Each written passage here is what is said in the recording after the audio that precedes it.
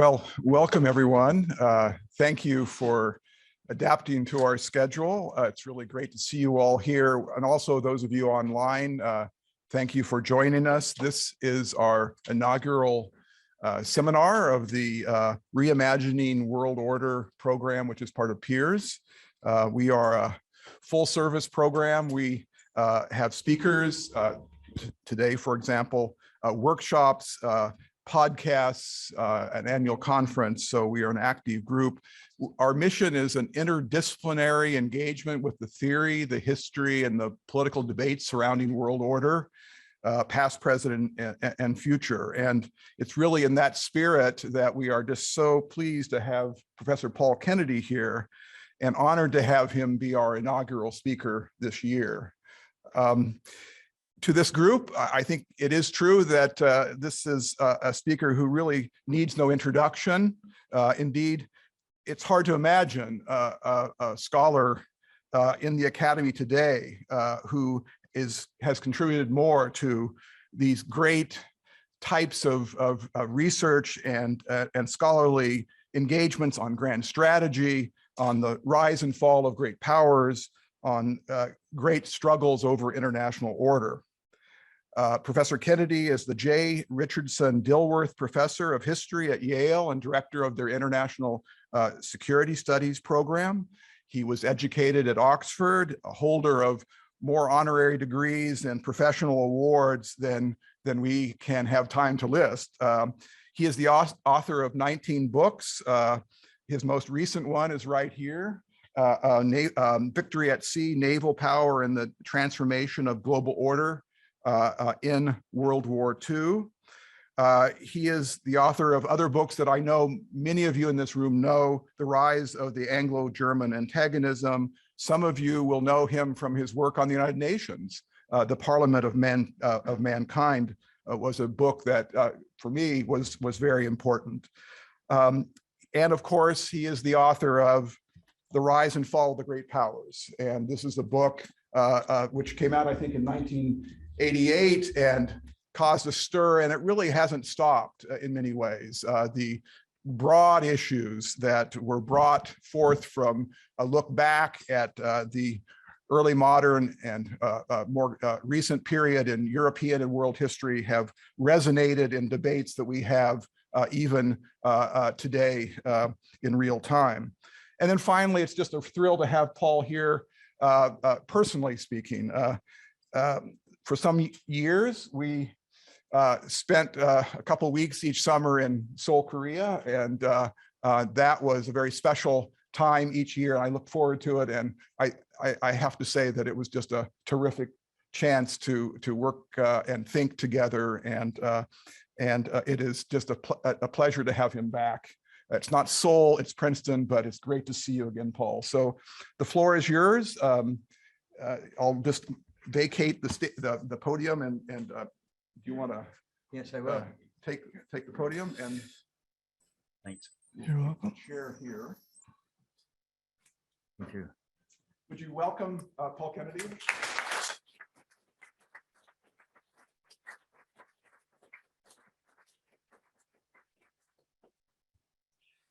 Ladies and gentlemen, thank you for your patience. I'm sorry I come late to the feast, if you can call this a feast. But it was a bit difficult getting out of New Haven this afternoon. And I apologize, secondly, for coming in, limping across the floor like this. I feel a bit embarrassed at that, but I have, since May this year, been identified as possessing nothing less, ladies and gentlemen, than buckled knee syndrome. You may laugh, unless, of course, you have buckled knee syndrome. What it means is that you can be walking your dog or around the block or to the supermarket or whatever, 200 yards, 400 yards, 500 yards, gaily wondering whether that is a red-tailed hawk or red-shouldered hawk in the sky, and then your right knee collapses. just stops working and the calf stops working. And so I'm right now trying to avoid the dread surgeons going in with their knives and therefore trying to do physical therapy.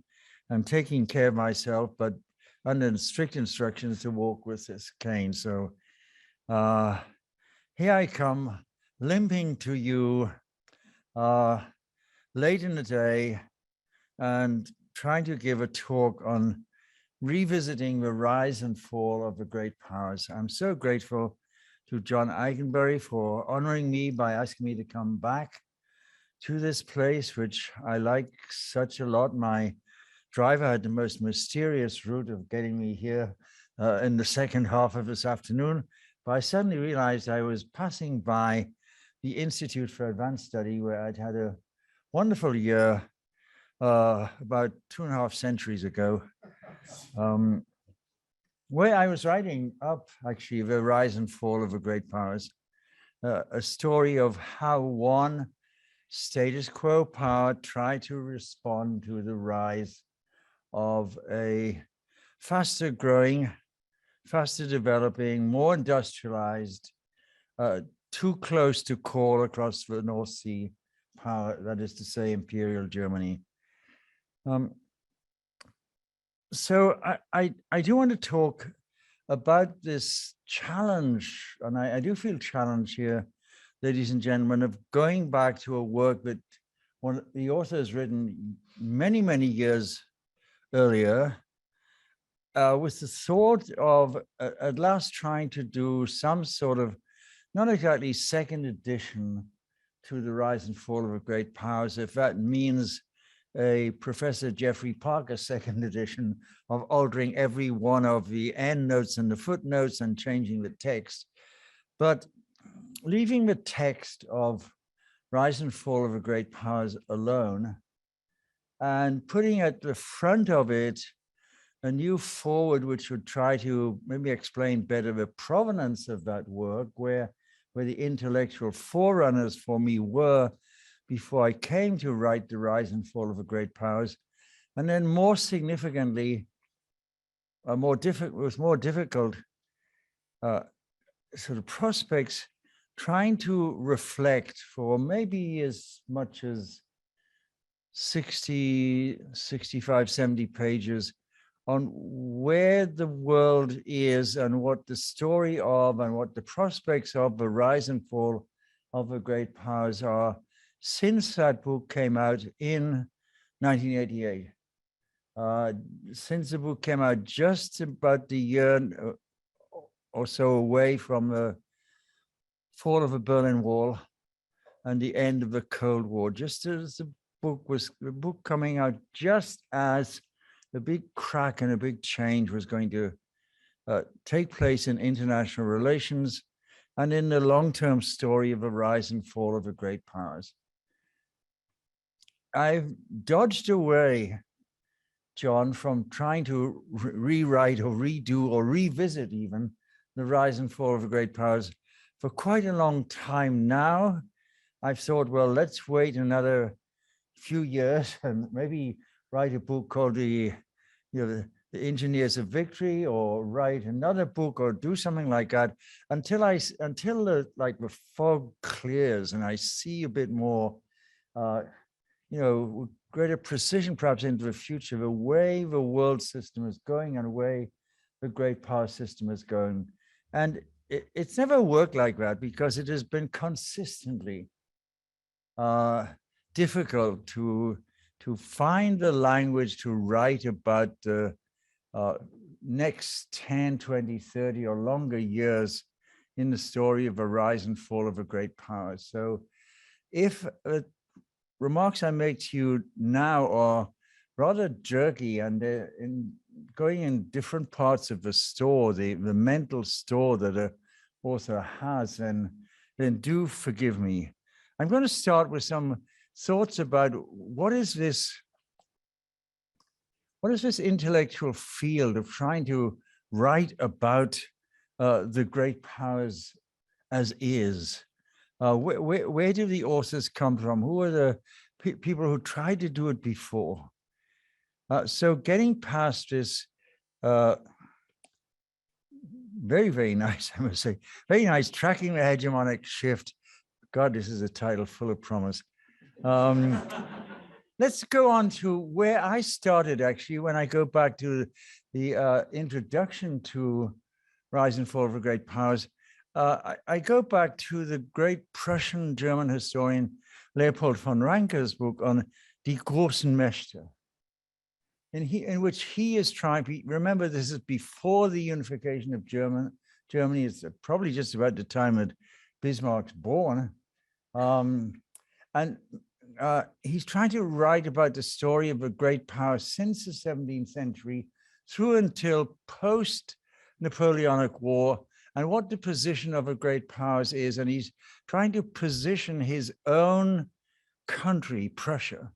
He's a Prussian nationalist historian in this tale. And he's identifying, so he hopes, a better, bigger prospect for Prussia. But he's the one who tries to do comparative comments on the great powers in European history. So this is not the rise and fall of all of the great powers in the sweep of world history.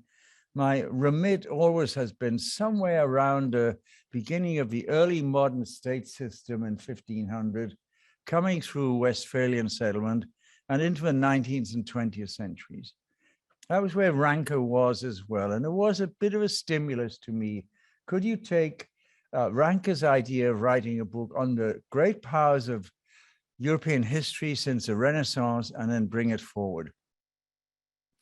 The person who somewhat influenced me was another German historian, another conservative German historian, Ludwig de Hio, when shortly after the Second World War is concluded and he's now in a German university, he writes a study of the European balance of power, Europäische Gleichgewicht.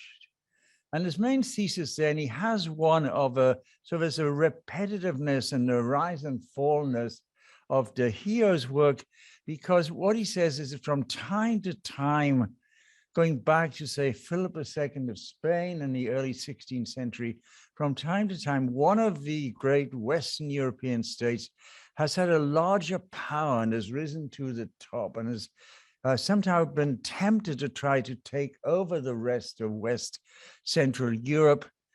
One thinks of Louis XIV or of Napoleon, but there's always been a balance to this. They've been stopped in it, usually because the two flanking powers of Russia in the East and Great Britain in the West did not want to tolerate that number one dominant world power. So it was also wonderful, 4 centuries of European power struggle. And then another work which influenced me, and it comes much, much closer to home, of course, the great Bob Gilpin, political scientist here, trying to reflect on, ask himself the pattern of war and change in world politics. And the man was so well versed in the readings of history and historical books and finding nifty quotations back into 19th century and earlier writers, Marx on the one hand, Lenin on the other hand. I was going to say a historian's political scientist, a very, very historically, self-educated political scientist here. And in fact, there was a time I realized in maybe halfway through writing my own book where I had thought of calling my book War and Change in World Politics. And then I realized that there was a forerunner to this who'd done it so much more elegantly and with less footnote apparatus than I was going to do. So all of those are somewhere swirling around in the intellectual background to the rise and fall of the great powers. Its publishers noticed 1987. The book doesn't come out until January of 1988. It turns out to be at the beginning of a presidential election or re-election year, with the story it has of imperial overstretch. And this is the end of 8 years of Ronald Reagan presidency, with the Democrats wishing to attack Reagan and Cap Weinberger for excessive defense spending, and seeing a possibility of saying that this historian's book on the rise and fall of great powers and warning of overstretch and warning of excessive armaments expenditure will lead the country to ruin.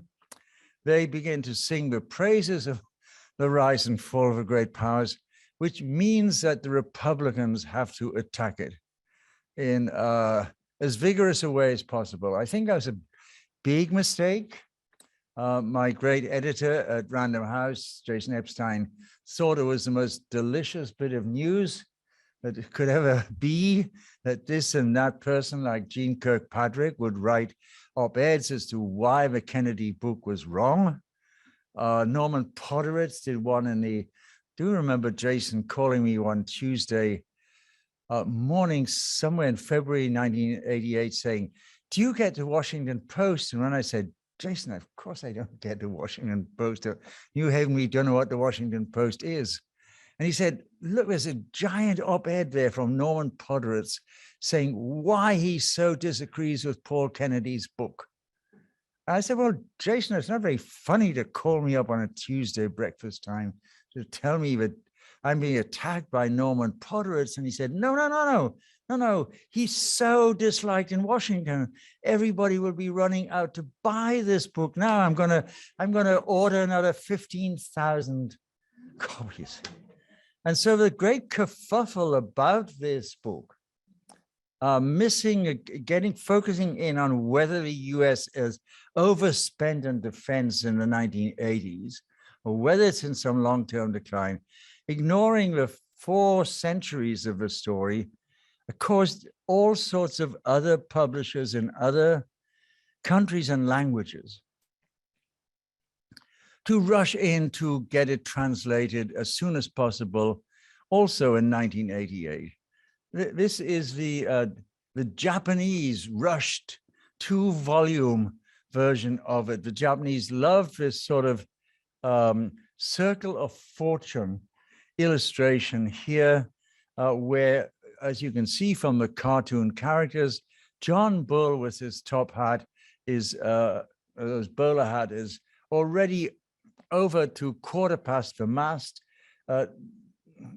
Uncle Sam is tentatively putting his foot down, and then coming up vigorously on the left-hand side of this medieval circle of fortune is a character who, just in case you're not sure whether it is China or Japan, they're going to put the national flags there.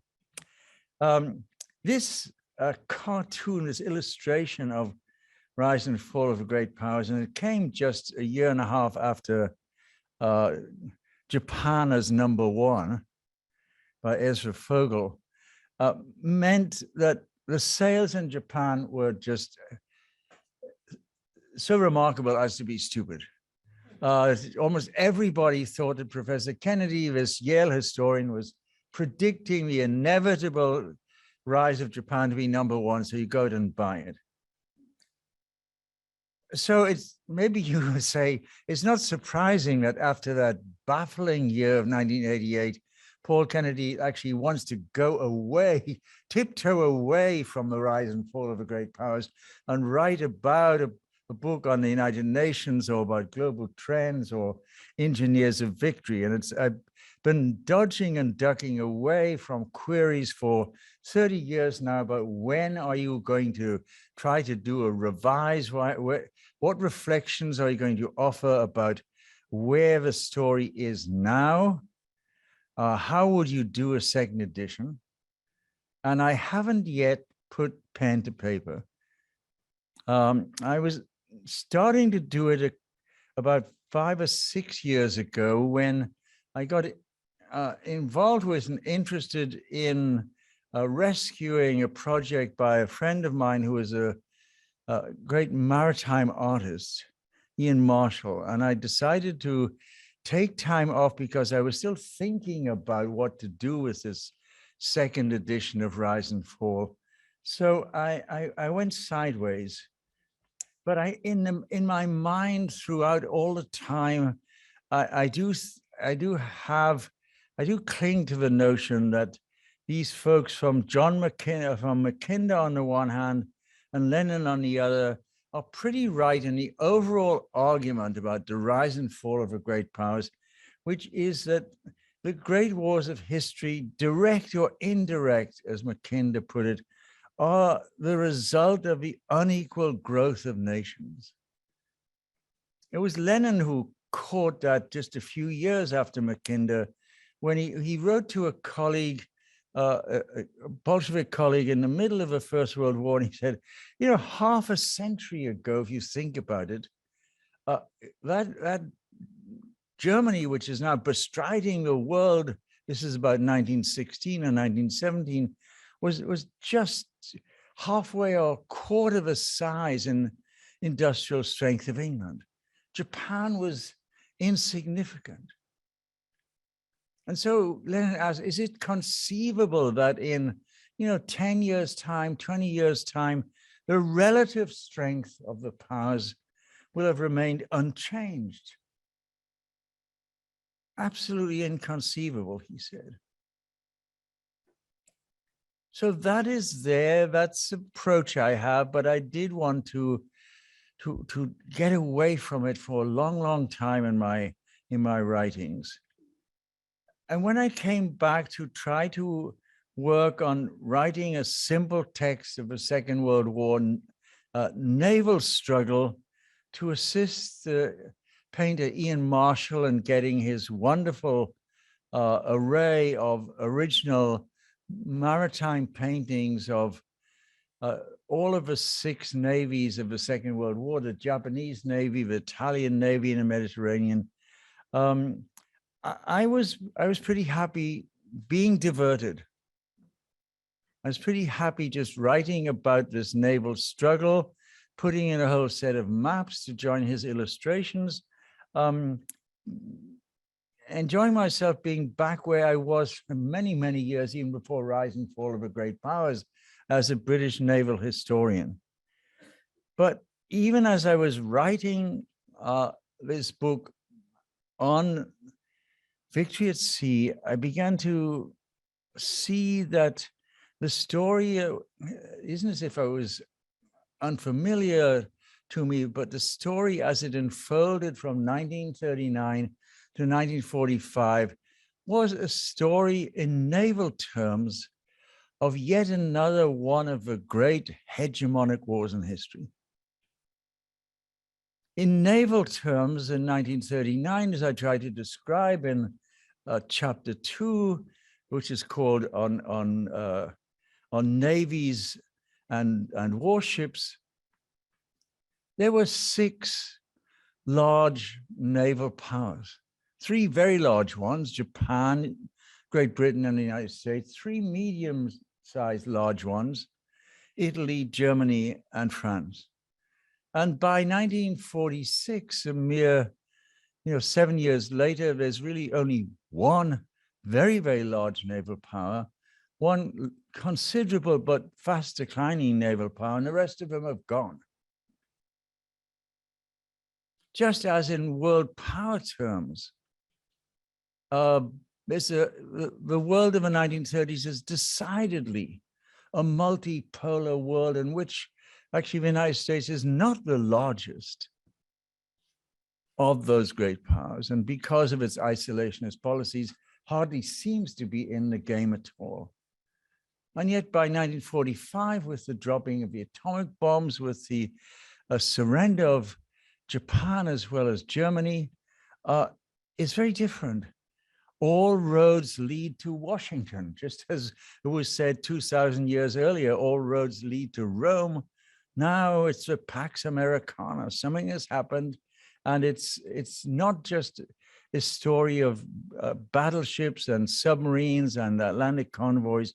something happens. So the subtitle of this illustrated work on victory at sea sort of gives the game away once again. Naval power and the transformation of the global order in World War II. Through the lens of just writing a naval history book, you actually come around again to this issue of the rise and fall of the great powers. I'll skip some of the ample number of statistics and tables and graphs and other things I put in this book on victory at sea. I will share with you one of these, which is a graph of the total tonnage of each one of the 6 large navies through the 1930s, then into the war itself, and then after 1943 and the sort of ship launches that the United States is carrying out, then something which I never seen before, is partly because I only invented this graph after all a couple of years ago, but you can see there's enormous leap upwards. The United States producing in warship tonnages in its 24 new Essex-class fleet carriers, launching them 1 a month after June 1943. You can see this transformation. Even the Royal Navy after the Napoleonic War in the so-called period of the Pax Britannica has got nothing like this. The total warship tonnages over one single nation are equal to all of the rest of them combined. Something big, something epic happens at the end of the war. It's just another way of telling that story, which, as I'll come to in a minute, the political scientists have of hegemonic transition. If you're looking for some statistical hit you in the eye illustrative of hegemonic transition, then there it is. There's your hegemon, ladies and gentlemen. It's just come forward. With a Navy which by 1944 has something like 3 to 4 million men and women in it. Again, much, much bigger than anything else going on. This is an Ian Marshall painting. I thought I should at least leave one of them in. It's at the very end of a war. There is a great battleship Missouri on which the Japanese surrender was concluded before General MacArthur. There's the Anglo-American navies. It's in Tokyo Bay. At the far end of the bay is Mount Fuji. The sun is setting. The sun is already set on the Japanese Empire's attempt to alter the global balances in its favor, from a Manchurian attack onwards in 1933 to the move into China in 1937, all going well, you might say, to the folly of attacking the United States in 1941. Attacking a country which, measured in terms of comparative GDPs, is probably 8 times bigger. The armaments production statistic, well, this book is laden with tables like this, but I think if they're clear enough there on the right-hand side, you see that the United States, it was in parentheses there because it's not in the war in 1940, has an armaments production well behind the larger of the European powers. And by 1943, it shot forward to $37.5 billion of armaments production, which means it's producing more than, again, the next 2 or 3 put together. Something big is happening here. So it's easy for me, at least, to pull out of doing this book now. I've had a 5-year diversion with Ian Marshall. Another hegemonic war has taken place. Where do I go from here? I am wrestling with what my political science colleagues have been doing about this. This may be in some of the courses you get here on long cycles in world politics. You've been introduced to Modelsky's very well-known earlier work, and the way in which Modelsky then links up with William Thompson to write a book on sea power in global politics. This is not, the sea power in global politics is not really a history of naval battles from the Spanish Armada through Trafalgar, etc. It's an attempt to categorize and measure the size of navies from each of the leading navies at the cutting edge of the next like hegemonic war story or hegemon in world affairs. There's your long cycle. There are the attempts to do this sort of thing. There's the specialness of the American cycle. You see that great rising sort of projection near the end after 1945. The scholarship goes into the 1980s, 1990. What do we do with this now? Maybe there is a second American cycle, just as Great Britain at the height of its power moved from Britain 1 cycle to Britain 2 cycle.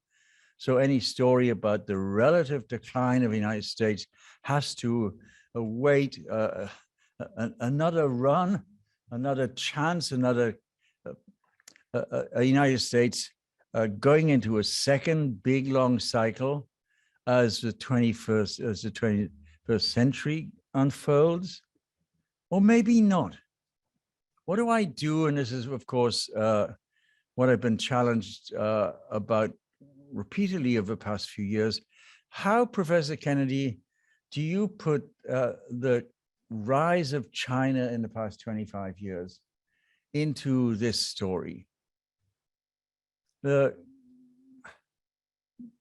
Rise and Fall of the Great Powers, final chapter, chapter 8, was able to look at the prospects for the 5, as they call them, centers of world power, population power, come industrial productive power, in the late 1980s. So Russia, the Soviet Union, just before it dissolves, European Union, United States, Japan was at that time the second largest GDP in the world, and China. It was already in the story.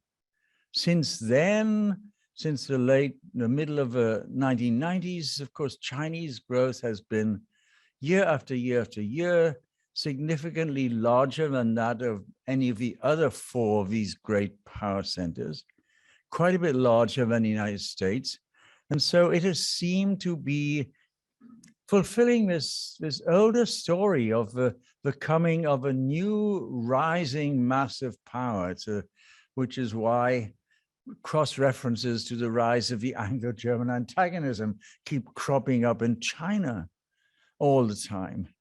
It is why, much to my puzzlement, but also, I suppose, my delight, my Chinese translation sales of Professor Kennedy's various books are significantly higher than those in Italy or Germany or Russia or anywhere else like that, because of this Chinese fascination with where are we in the story of history, where indeed. How do you then revise that story for the 21st century and for maybe a different international landscape? What's the language I should use, ladies and gentlemen? I'm really leery about identifying with a sort of firm pen where the great power system is going. I'm really leery about predicting that the future of the world is all Asia's. That there's inevitability about this or that. George Bernard Shaw put it nicely when he said, when social scientists come to you offering a prediction about the way politics or the world is going, Shaw said, put your hand on your wallet because you're probably about to be swindled. Don't buy it. I'm even, puzzled now at the definitive nature of the writings of so many of my colleagues and the pundits in the press about how this Ukraine war is going to pan out. When so many of them were so convinced about 10 months ago, or 8 months ago when the war started, that the Russian armed forces were going to sweep in so decisively and crush Ukraine very swiftly. And then hoopla, it's changed around in another direction. And there's a large amount of pundits talking about the almost imminent collapse of what do we do with a post-Putin order? Some of them have been writing. Ouch. I'm not so sure. You might say, well, you've got fairly easy. You can either go one way or the other. But in this revise of the story of the rise and fall of the great powers, you've got to find the best language. The Arab saying is, he who predicts the future and gets it right is not clever, but is just lucky.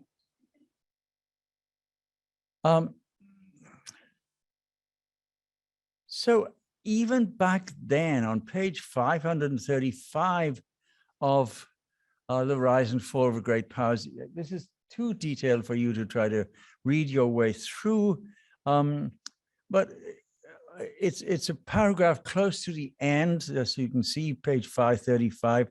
In the middle of that paragraph, this caught my eye the other night. Even in the military realm, there are signs of a certain redistribution of the balances. Remember, I'm still writing about a bipolar world there. The Soviet Union has not collapsed.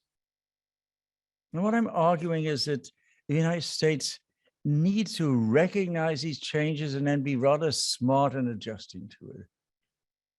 Now, we're talking about here, in the case at least of the United States, not the Soviet Union, of relative shifts. And relative shifts go in a particular direction for maybe 10 or 15 years and then sort of stabilize a bit or may go a little back in another direction. Burke said that great powers take an awful long time to decline. The Ottoman Empire took about 250 years. And was still hanging around at the beginning of the First World War. The decline referred to if one's talking about the US and its position in the overall world order since 1945 is relative, not absolute. It's therefore perfectly natural. But there are some pundits around in this world of ours who are altogether more sure of themselves. And I've never found The Economist short of being sure of itself. Never doubted for one moment that The Economist ever doubted for one moment. It likes putting all of these graphs at the end. There is, it's very clear there, you see, somewhere about the year 2017, I think, in PPP, China would have overtook the United States. It's on better ground in which it talks about the relationships of China and #1 trading partner relationships of China to parts of the globe and the United States. And I think we know a reason for that as well. China trades much more because it needs much more of the world's extractive goods and products. The United States trades chiefly with its pals on the Western Hemisphere and across to the UK and elsewhere.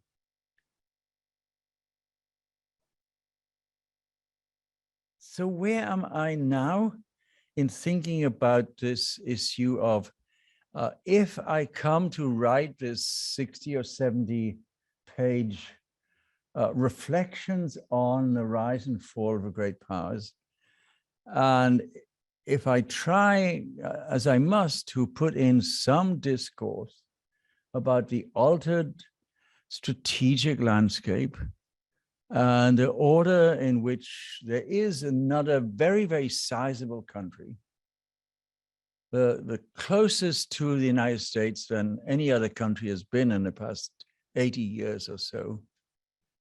So much closer in economic output and GDP than the Soviet Union at any time in its story was. What's the language I use? What is the way I go to my publisher, Random House, and say, look, can we do this revised edition or second edition?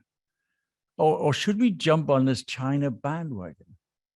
I was trying to put together a whole set of statistics on China's output and some of its forecast literature a few years ago, and I dabbled with getting rid of the old subtitle and putting it "The Rise and Fall of the Great Powers," Professor Eikenberry, revised edition, in the shadow of a rising China. And I thought we'd probably put that in red to make it even more dramatic or emphatic. And thank heavens I was blessed then with a young research assistant, a Yale senior called Elizabeth Hines, who, peeping over her shoulder at what I was dabbling on with here, was outraged, quite outraged. And she said, Professor Kennedy, you just cannot do this. First of all, it's not sure, it's not certain. Secondly, she said, she's telling me, she's saying, it's so trendy of you. You're the professor of many years is trendy. It's ages since any of my sons called me trendy in any way whatsoever. It's so trendy of you. It's so like, jumping on a pleasant bandwagon, the rise of China. What happens if this China has a set of internal convulsions? What happens if environmental stress starts to have its significant impacts upon the growth prospects of large parts of inland China? What if the figures move down from those year on year of like 10% growth, down from where we are now with about 4 to 5% on good years, even less than that? What if people look back in 20 years' time, Professor Kennedy, and they say, well, what do you mean in the shadow of a rising China? By the year 2035, that might not look such a smart thing to have written. So I'm coming to you and asking actually for responses, for help here. It's not that I come with a notion of where I'm going in trying to think of a revision of a rise and fall of the great powers.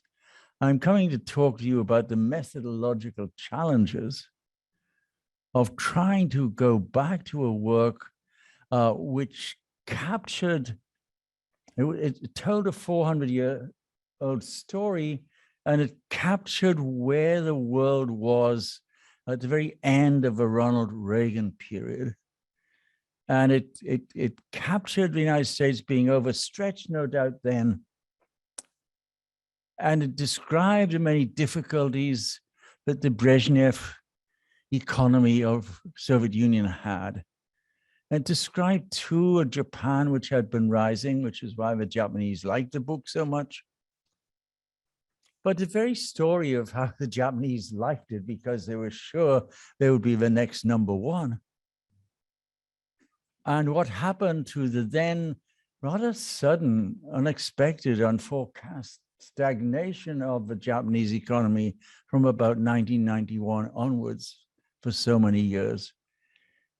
It's a kind of warning about this, beware philosophers bearing gifts, right? Beware those who know where the world is, but then we kind of just walk away with where we've been doing the study of great power politics. We've been doing the study of the international order. We've got to, whatever language we use, whatever careful provisional language we use, we've got to say something about this. I've got to say in this revision of a rise and fall of the great powers that yes, the pattern of uneven growth between the great nations will continue to go on.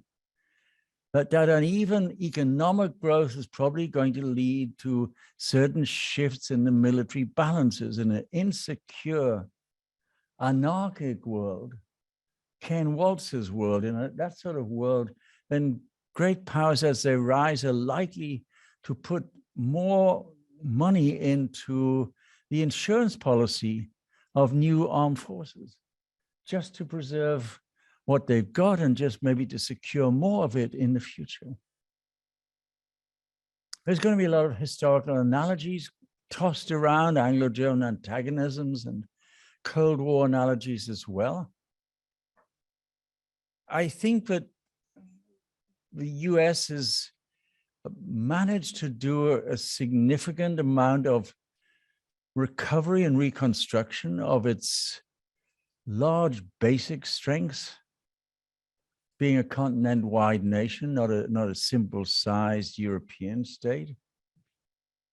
The biggest challenge, and I think I said it okay then 35 years ago, is in leadership, in statecraft, in whether you have a clever diplomacy or a hapless diplomacy, whether you understand the world system, whether you can try to reduce your weaknesses and develop your strengths. I think Elizabeth Hines was right, who have done something called the rise and fall of the great powers in the shadow of a rising China would have been rash, even more rash than in the importance of being earnest. You just shouldn't do that language, but you've got to say something. I think there is undoubtedly a shift to Asia. I think there is more than now an understanding how difficult it will be for these medium-sized European states to come together in any great power way. I look with deep interest to the way India is going and wonder where India will be in 10 years' time if it manages to reduce its many domestic weaknesses, especially demographic and social fabric and environmental weaknesses, and manages to keep up a significant growth better than it has had in previous decades. And China, for me, is a puzzle. I'm not as convinced that it's in deep, deep trouble. I'm not as convinced that its forecast, as Kishore Mahbubani keeps telling us repeatedly, forecasts simply just sail to the top, and that the best policy of the United States is just to agree to that and to step aside. I think my coming to talk to you today, and again, I give my thanks to John Eikenberry for asking me, is a confession of outlining the challenges of writing large global history, which then tries to take a peek into the future. Maybe you've thought yourself of better ways of doing it. Maybe you have a rather more robust view of where the world will be in 10 years' time or 20 years' time. Maybe you also will be daunted by the idea of how one, in this complicated world of ours where things happen in the February of a year, which you didn't actually expect in the fall of the previous year,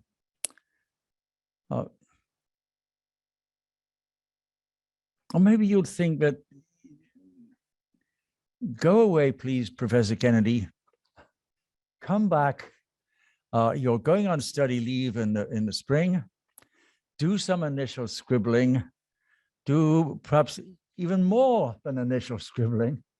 And then come back in a year or two's time and report in to Princeton listeners as to how far you've got in revisiting the rise and fall of the great powers, and in revisiting your thoughts about system change, transitions in world affairs. How do you measure it? And how do you use the language to describe what you think is going on in world affairs? I think I'll stop there, again, with gratitude to being invited to be with you this afternoon. Thank you.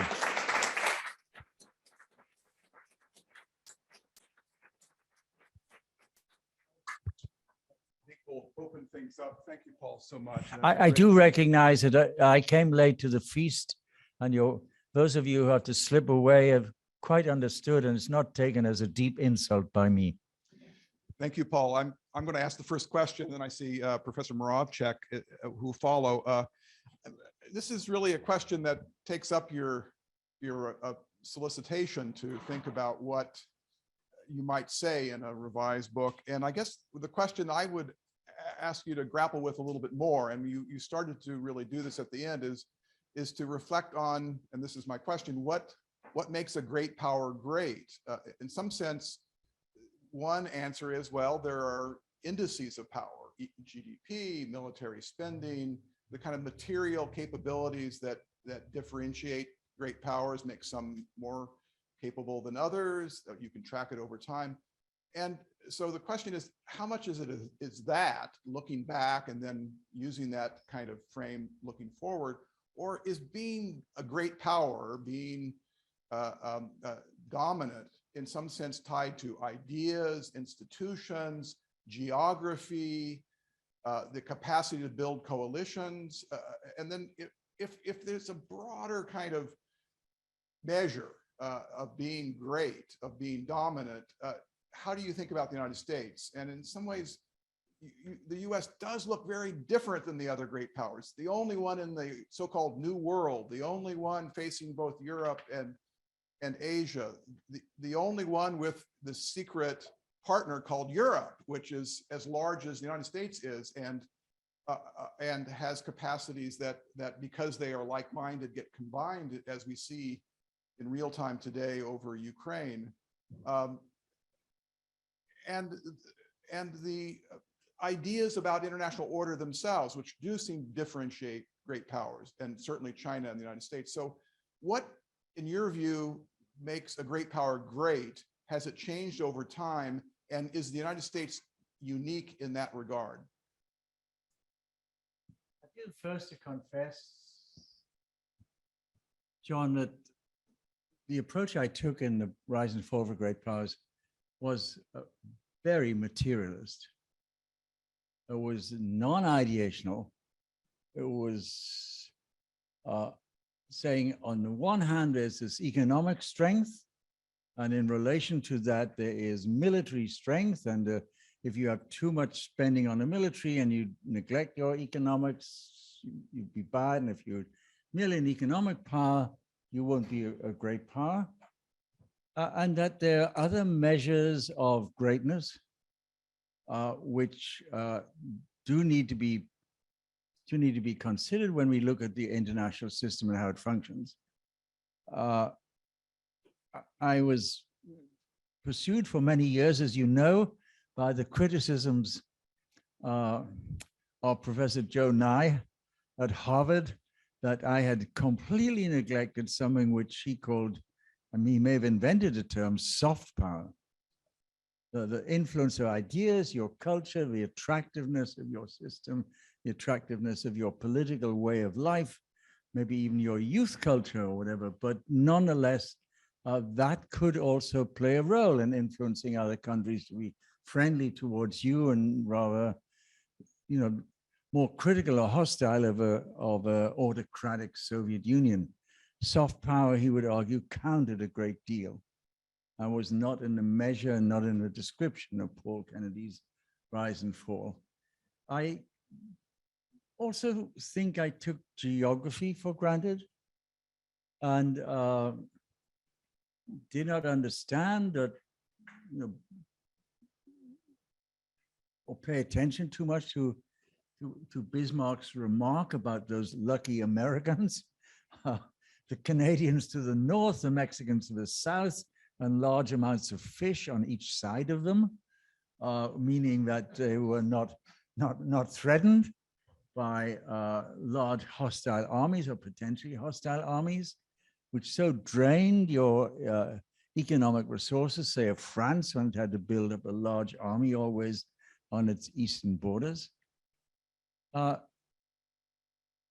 capacity for coalition building and being able to look around and identify a number of other significant players, maybe not as big as you, but nonetheless, the fact that if all the time in the diplomacy of the world, the North American continent and Europe can go hand in hand, probably accompanied by Japan, then you've got a significant alliance force, not just military force, but an overall political and diplomatic force. So yes, the list of the strengths and the attributes that the United States has compared to any one of the others is different, is remarkable. The thing I wrestled with again and again, though, John, is you could have, and I think I do use the language at the end of a rise and fall of great powers, you could continue to be the single largest conglomeration of military and economic strength in the world. But if you were facing hostility and challenges, or if you had to stretch yourself out in European obligations and Middle East obligations and a desire to contain Iran into the Indian Ocean and a desire to check China's growth in the Western Pacific, then you just might not have enough, even though you've got a lot. And I'm reinforced in this because maybe it's just a propinquity of New Haven to Newport. I seem to spend at least once, if not twice to three times a year, going to the Naval War College. And there, our admirals and our naval planners are all the time worried like nuts about this world scene of ours, or this prospective world scene of ours. They'll say, look, right now we are down to like 10 to 11 aircraft carrier task groups, much less than at the end of your Second World War description of launching an aircraft carrier every month. 2 or 3 of those carriers are always in repair, a couple more on home base because you're changing the personnel. You probably only at any given time, including stress times, you've only got 4 or 5 aircraft carriers right across the globe. So you need one almost always in the Eastern Mediterranean because of what goes on there. You need one probably in the North Atlantic, especially the way the Russian Navy is flexing its muscles in that area. You want 1 or 2 in the Western Pacific, and you may want to have one transiting through the Malayan Straits back and forth, or to the Persian Gulf. That's not much. So when I go to our military establishments to talk about the strategic challenges and the stress on the United States and the sense of being stretched out, then I just get a whole, a phalanx of people nodding their heads. And they are our strategic planners, and they don't like this scene very much. So when you come back and you find that there's a nice new op-ed in the Wall Street Journal banging Professor Kennedy on the head for being a declinist, you think, well, wait a minute. I just come back from Newport, and I had to keep reassuring them And Newport, I had to say, it's, you know, at least you got more aircraft carriers than those guys. Where do you measure? Where do you stand on this thing of this relative, not absolute, but relative decline? And yes, so the US seems to have a great array of additional potential strengths, and especially in the alliance system with it. But none of our military are very happy there. And I've got past the stage of being cynical and thinking they're just banging the drum beat because they want more military appropriations. I don't think that's the case. I think they're worried. So, Andy, do you want to next? Okay. There's another way. Okay, yeah. Welcome.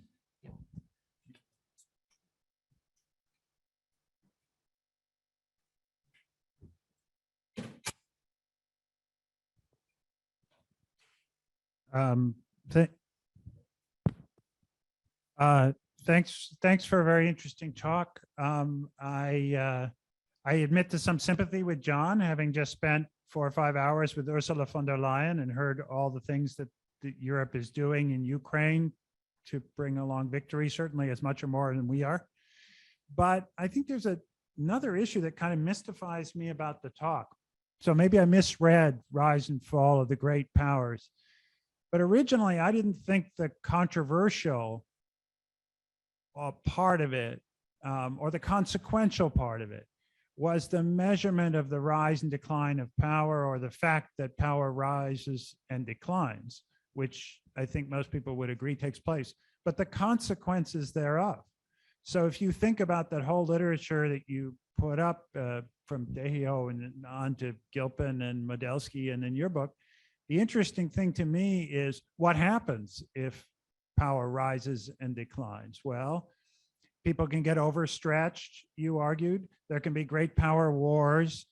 There can be a fundamental shift in the nature of world order on other non-military issues. Lots of things can happen. The thing that I think people are unsure about is that what happens if world power shifts now? Because we've gone now close to 70 years without a great power war. Wars, smaller wars are declining, civil wars are declining. So there's competition in the world, but it seems to be competition of a type and consequences of a type we haven't seen before in history. So if I were writing the 70 pages, and I'm wondering why you don't think this way, I would be thinking about, do I believe or do I not believe that the consequences of what is in all probability, or at least hypothetically, going to be a Chinese increase in relative power vis-a-vis the US, however you want to measure it, whether the consequences will be the same as they were when there was a German rise vis-a-vis the British, or a Portuguese rise, et cetera, et cetera. So I'm wondering what you think about that problem, and I'm kind of mystified that that problem isn't the center of the issue, because for me, that seems like what I am really most mystified myself about. Thank you. Thank you.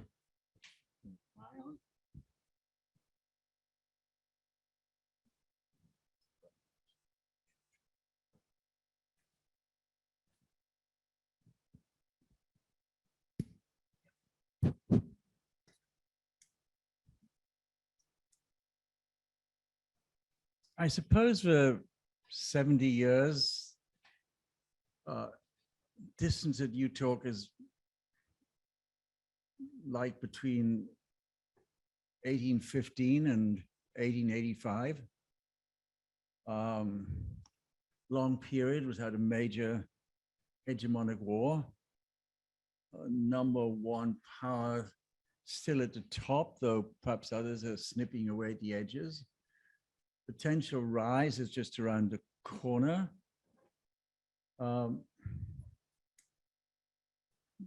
Maybe we have something akin to that about to happen or going to happen in the next 25 years. Maybe this is a reason why the Chinese buy a lot of copies of the Anglo-German antagonism. maybe I could have done it in the way you suggest. I hope I didn't come in other than confessing that I'm puzzled as to the way to describe it. How to not be dogmatic about quite a lot of evidence building up that China is going to push us out of a Western Pacific in the next 10 or 15 years. Wondering if it can be done by negotiation, peacefully or not. Wondering if we will manage to be able to look after our Asian interests as long as our Middle Eastern interests and our European Russian interests. I'd be interested to actually turn the question around to you and ask where you think this complicated, increasingly multipolar world with the US still the number one, but with its list of obligations very, very long, is going to just continue more or less for another 10, 20, 30 years before something like cracks or gives. I'm not certain. And I'd really like to know if behind your question about what you're puzzled about, Horizon 4 for Great Powers, whether you think you have a suggestion as to where would be going with this. Well, I'm invited to dinner, so why don't we talk about it? I'll have the floor. Well, I'm sorry for the rest of the listeners out here. I'm going to start with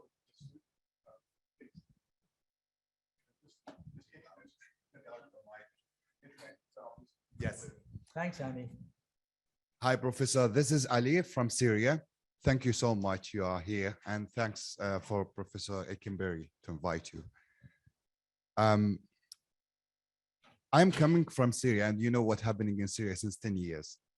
And I arrived Germany in 2014 as a refugee and became a citizen as well. And then this year in Princeton. So before I came to Princeton, you know, Russia or Putin, he just launched his war against Ukraine. So the same person, he is involved in many countries in the Middle East. My question is, how do you, Professor, see the Middle East in the past 10 years and how they changed their strategy or policy in the great powers like the United States, China, Russia, for the next 10 years? Thank you. Thank you. And I think it's quite a story of moving to Germany at that time.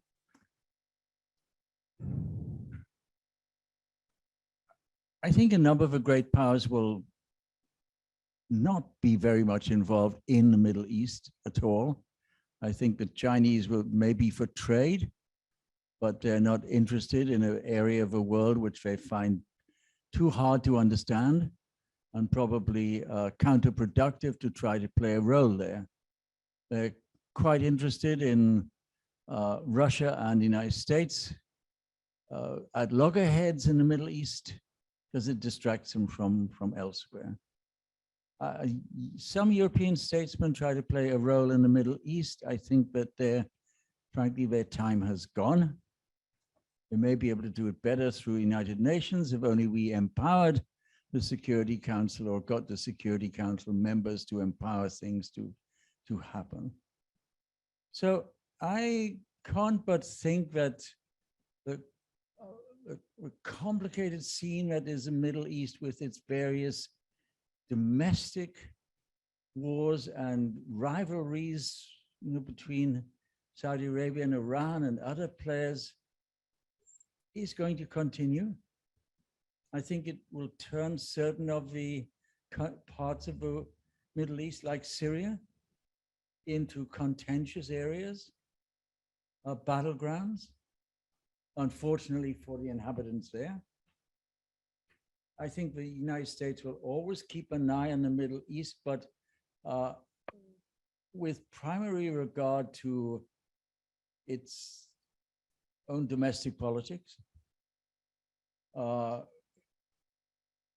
can't say how many Americans I've met who say, I wish we could be out of the Middle East. But then in particular, if they are Jewish Americans, they know why, and they don't want us to be out of the Middle East. So I don't have an easy answer for you there. I would like to see international diplomacy working better. I would like to see Mr. Putin interfering less in the Middle East. I would like to see a significant increase in aid and reconstruction in parts of the Middle East. But I'm not too optimistic. I'm sorry to say. I just think it's an area where the great powers either neglect or they interfere or they jostle against each other through no good end. And we also have a couple of questions online. Okay, we have one more from the student. Actually, you're second, behind you. Tom's only got tiered seating. 1, 2 punch. Yeah, thank you so much for being here. I'm Kanishk. I'm a senior in the public policy school. So since 1988, I think one thing that has also like considerably changed is like the world has become more interdependent, be it like economic, legal, political, at like international institutional organizations. So how does that like increase independence factor in like how you will revisit like the rise and fall of great powers in the 21st century?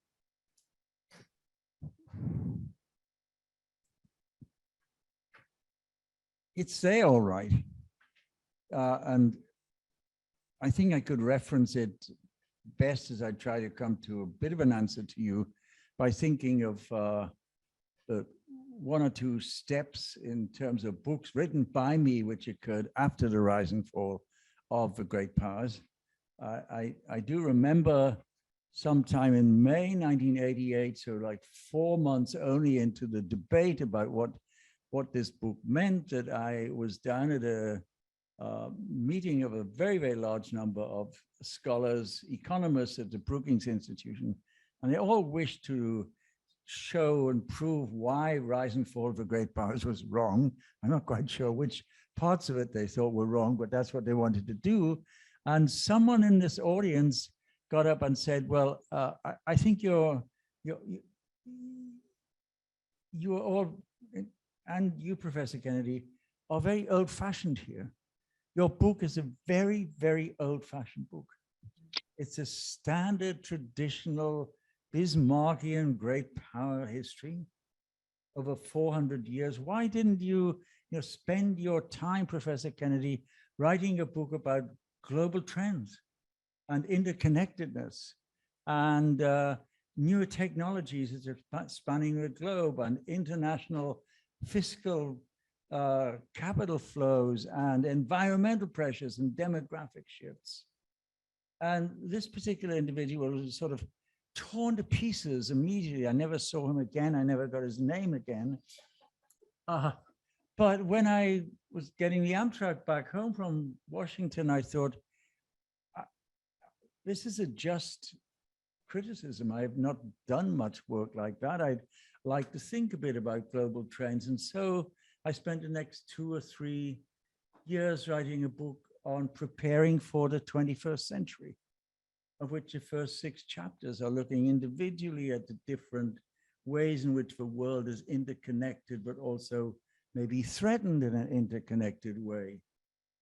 And then I was asked, because of this interest of mine, to help Secretary General of the UN do a study, put together an international panel to write a report on the long-term future of the United Nations, which ended up with my deciding to write a book called The Parliament of Man, the past, present, and future of the United Nations. And if you'd looked at those 2 books, you would have said, well, and not known I'd written about the rise and fall of the great powers, you would have said I was one of those scholars interested in interconnected world issues and world order issues. So they are there, and I'm really glad that you asked this question. As I came to the end of my talk tonight, I was saying, well, what do I do? Please help me in trying to describe how I'm to put the China part of the reflections in here. What do I do about the rise of another great power? You were saying, well, what do you do in this book about transnational trends? Some of them rather dangerous, some of them rather threatening, which could destabilize increasingly parts of the world, and which would suggest that this study of the world as the 21st century unfolds, can it be just this power rising relatively and this power sinking relatively? We've got to put the other parts of this story of the world order or disorder together. Thanks for the question, very much so.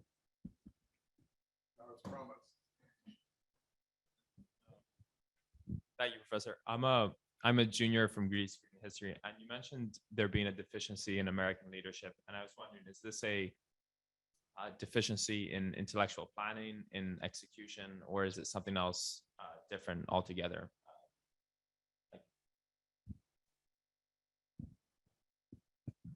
I wouldn't like it to be suggested that the deficiencies I see in American leadership is solely an American weakness.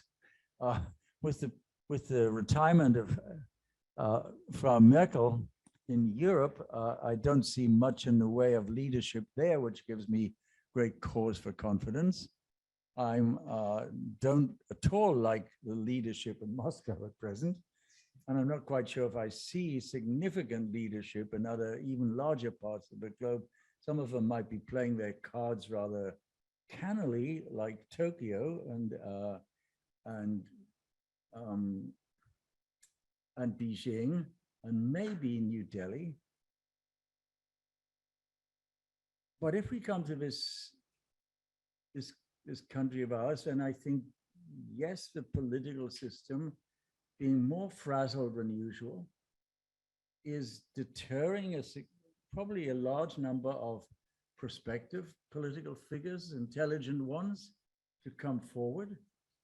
Who in their right minds, my wife asks, would care to run for office now? I mean, it's either a sign of colossal ambitiousness or a distinct lack of imagination.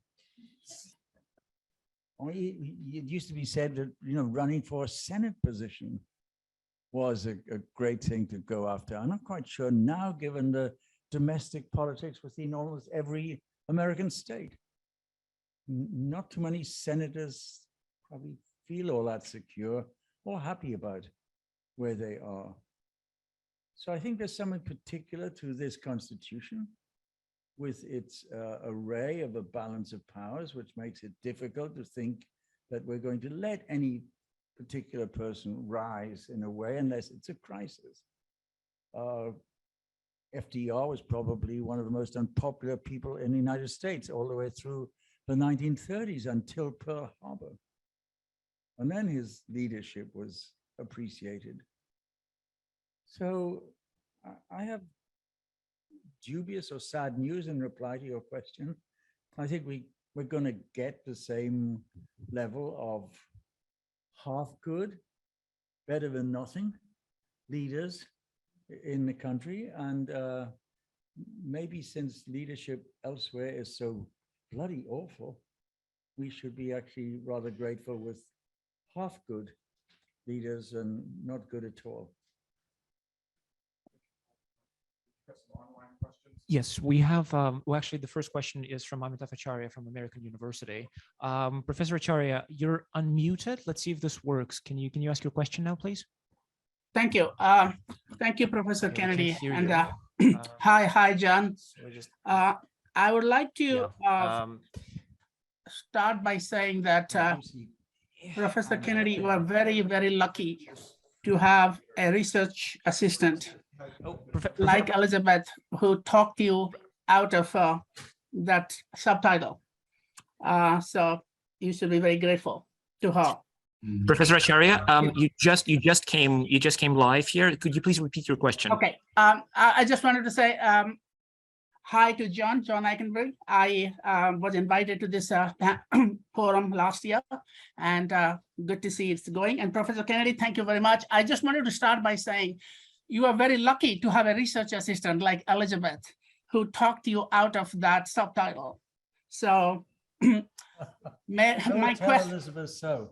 my question is very simple. When you talk about the future, I understand you are talking about great powers, and you're focusing on hegemony or global hegemony. But how about looking at it from a sub-global level? Like, you probably would agree with me or disagree, but global hegemony is very rare in history.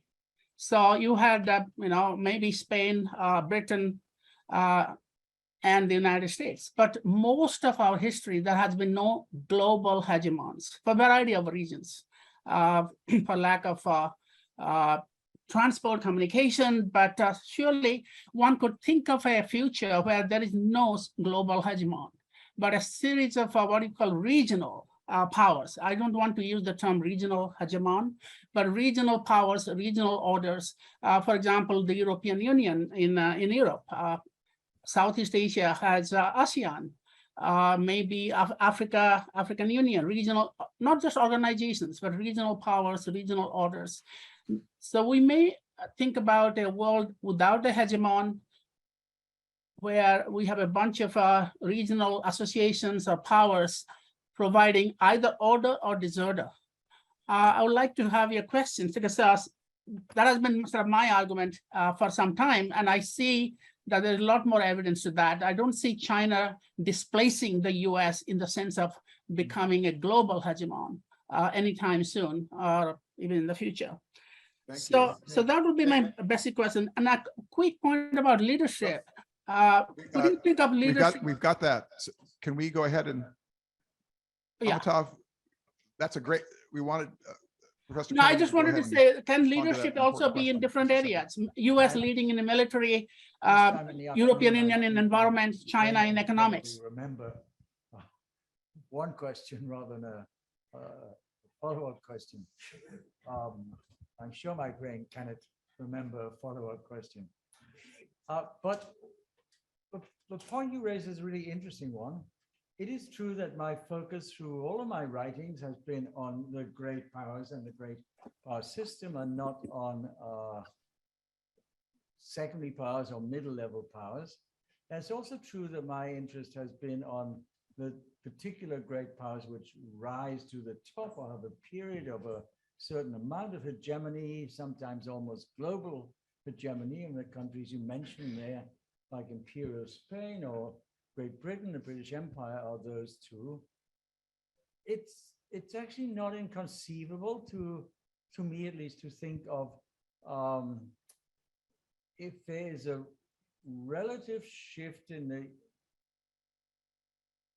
economic shares of total world GDP that is possessed by the United States, which after all has only 4.5% of the world's population, with 30-odd% of its defense spending and 20% of its GDP. If that American share of world power shrinks over time, without it being big war, just shrinks, and the Europeans stay steady with the size of the GDP, the population that they have, and their shares of world interest and influence, and India rises to be something of a regional hegemon in that part of the globe, and China in the Far East, we might, who knows, this is too far in the future for me to think much more than offering it back to you, because it's your question. Could one imagine that the world of, say, 2060 or 2070 is a world of a number of regional large powers, not any one of which is a truly global power anymore? The US has brought its legions back home. It's chiefly a Western hemispheric nation, though with very, very good relations across the Atlantic, to Europe, which is roughly the same size in economic terms, and is roughly the same size as China and India in economic terms too. Wouldn't that be an interesting outcome to the 21st century, that you're in a multipolar world, but not a linked one, or not a striving for conquest one? Thank you. Should we take one or two more questions from the room, and then we're going to have to bring it to a close? I saw a couple in the middle here. Yes.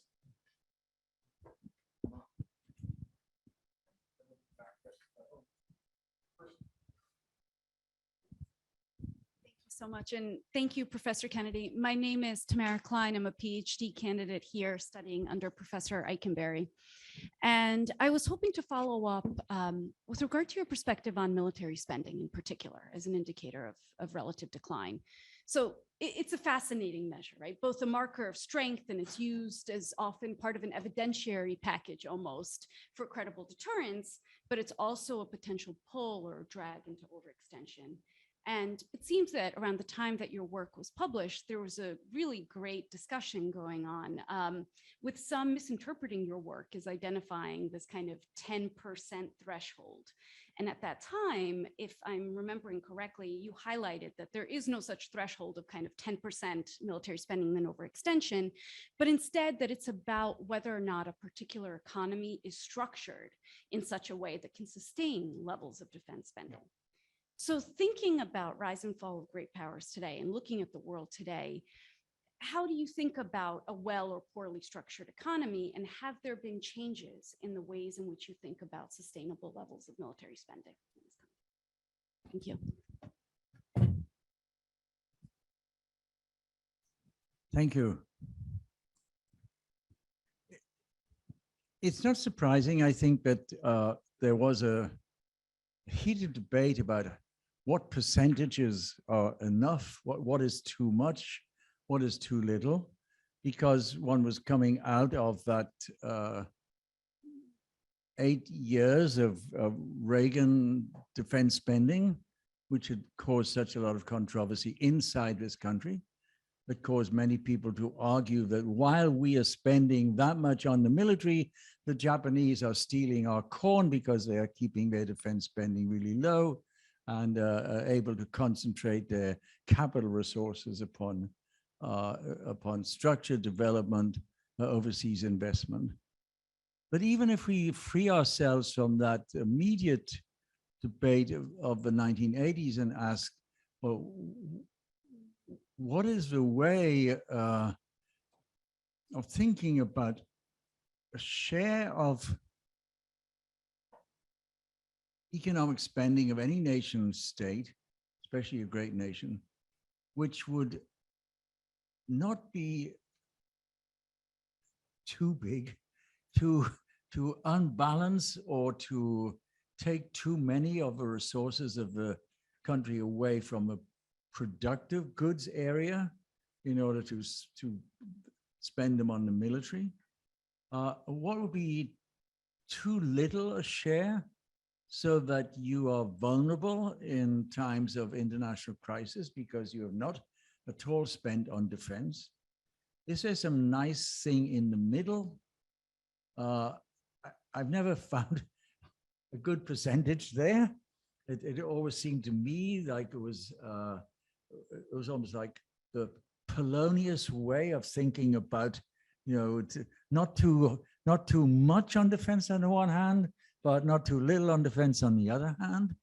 And it denies any thought about a circumstance in which you might have to have your military sent to 3 or 4 different theaters of the globe at the same time. So I can't answer with anything specific there. What I can offer is just the hunch, and I suspect from the way you put your question, you shared as well. You'd better have a pretty well structured science and technology base and a pretty good credit system internationally whatever you are going to be spending on defense in the medium to long term, if you are in a shared alliance system, as Professor Eikenberry suggested, there's benefits to being, that will help you.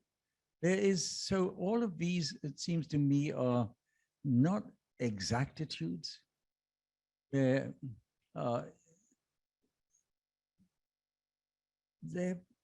possibilities.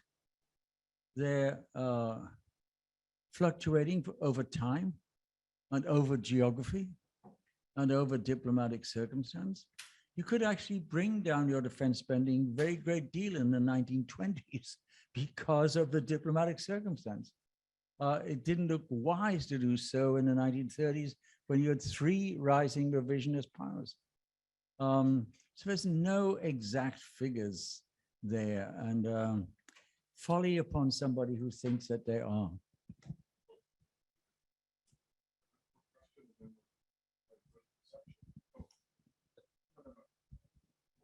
Thank you, Professor Kennedy, and thank you, Professor Eikenberry. My name is Koa Sounds, and I'm a first-year undergraduate here, a perspective history major. China historically has not been a maritime power, while the United States has been. Yet it seems that now China's ambitions lie much more in the Pacific. In the coming decades, do you think that China will effectively be able to become a maritime power, or will their ties to Inner Asia, especially in light of the Russia-China partnership, pull them back in to a land focus? Thank you. I go, as I said, I go once or twice or even more to the Naval War College to see what people they are thinking about or discussing or teaching to the naval officers about world affairs. And I've been struck over the past years to see the creation in one part of the Naval War College of a China Strategic Studies Center and a Chinese Naval Studies Group. And it's because of their fascination over the way in which in the past 25 years, this non-maritime state, as you put it, this non-big Navy state has been investing such very significant amounts of funds in shipyards and shipbuilding facilities, in medium to large size surface fleets now, and even in the past few years to aircraft carrier production, which was not there those 6 years earlier or 10 years earlier, and in submarine production. So China does have the second largest navy in the world, measured in tonnage terms, like the sort of naval warship tonnage chart, which I was showing you. And they aren't doing it just to create jobs for the second sons of Chinese bourgeois families. They are building their navy in such an interesting way because until they get that 6 or 8 carrier fleet, maybe not until 2040, they are going to think of asymmetric naval and rocket and submarine warfare in the Western Pacific. So I think it's big enough for us to pay a lot of attention to it. I do think that they're still thinking of themselves as a regional maritime power, despite the fact that we learn of Chinese investments in trade bases and naval bases from East Africa to the PIIRS. I don't think Chinese will be particularly likely to have a sort of British Empire overseas base policy. in the next 25 years. I could be wrong about that. I think they see building a navy as a way of giving themselves further influence in the Western Pacific and Southeast Asia, of being able to create a significant maritime sort of dominating position vis-a-vis South Korea, Japan, and in particular Taiwan. There's a lot of benefits to China by becoming a significant naval player without thinking that they're going to be a global naval presence. So for them, it's win-win just to have a large and rising Chinese Navy. I'd love to say I'd like to be around to see when their 10th aircraft carrier is built, but on A, I wouldn't like to be around when their 10th aircraft carrier is built. And B, I will have other things on my mind if they do build a 10th aircraft carrier. Yeah, so